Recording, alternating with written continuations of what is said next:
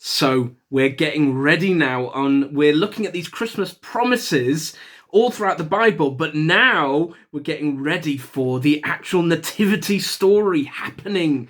We're now looking at these New Testament promises of Christmas.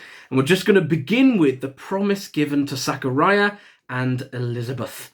So I'm going to read just a passage from Luke chapter 1, verses 11 to 17. So, then an angel of the Lord appeared to him, Zechariah, standing at the right side of the altar of incense. When Zechariah saw him, he was startled and was gripped with fear. But the angel said to him, "Do not be afraid, Zechariah. Your prayer has been heard. Your wife Elizabeth will bear you a son, and you are to call him John. He will be a joy and delight to you, and many will rejoice because of his birth, for he will be great in the sight of the Lord. He is never to take wine or other fermented drink, and he will be filled with the Holy Spirit even before he is born. He will bring back many of the people of Israel to the Lord their God, and he will go on before the Lord in the spirit and power of Elijah, to turn the hearts of the parents to their children and the disobedient to the wisdom of the righteous, to make ready a people prepared for the Lord."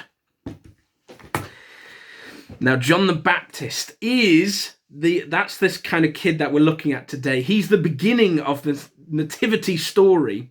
And the reason is, we looked at Malachi, how Malachi, the very kind of last verses of the Old Testament, is saying, get ready, because this Elijah figure is going to show up before Christmas happens. Before this nativity story we're looking at, there is going to be this Elijah, this prophet, who's going to make you ready for Jesus to show up, for the Lord to show up. That's this John the Baptist figure.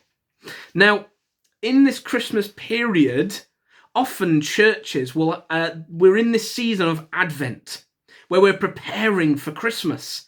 Now, of course, we're all celebrating Christmas. We're all singing carols, lighting candles, and we enjoy this. We're celebrating.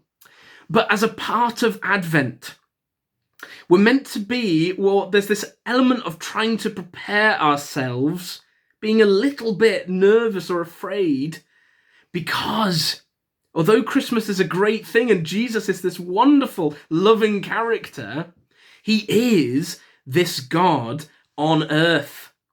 And so there is this nervousness in the Bible where it's like, yeah, he's going to forgive us. He's going to make us right with God. He's going to fix us.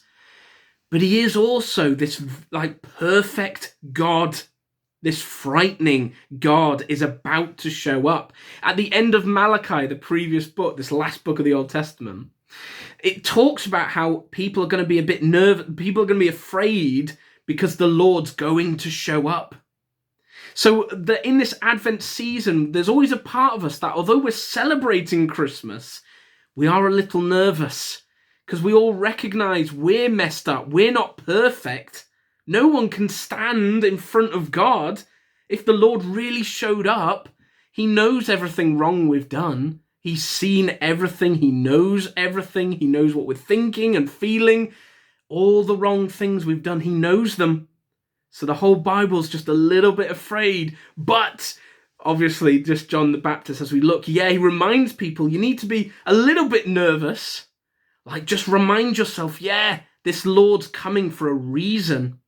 But he is a great God. He is this loving God. Jesus is fantastic, because although we know what we've done wrong, this Jesus is coming to fix us, to help us be right again. So that's just this Advent season and this John the Baptist figure. He's coming to just get us ready. Are we in the right mindset for Christmas to happen? Are we ready for this God to show up this Christmas, even this year?